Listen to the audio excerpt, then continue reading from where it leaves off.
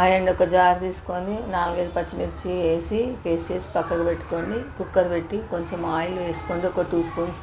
అందులో సాజీరా, ఇలాచి, పట్టా, లవంగాలు వేసి వేగిన తర్వాత ఒక బిర్యానీ ఆకు వేసి అందులో కాజు వేసి గోల్డెన్ కలర్ వచ్చే వరకు వేయించండి.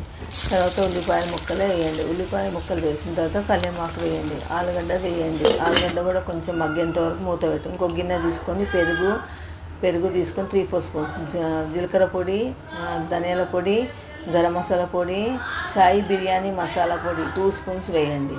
టేస్ట్ బాగా వస్తుందండి బిర్యానీ మసాలా వేస్తే. అందులోనే క్యారెట్,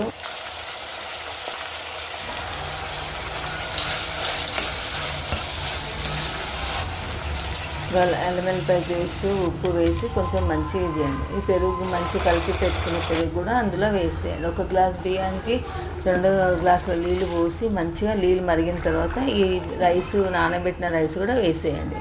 కొంచెం అన్నం ఉడికిన తర్వాత ఆరెంజ్ కలర్ వేసేసి మీదకించి ఆలు మటర్ పులావ్ రెడీ అండి. టేస్ట్ ఎలా ఉందో చూసి చెప్పండి. Please comment for us.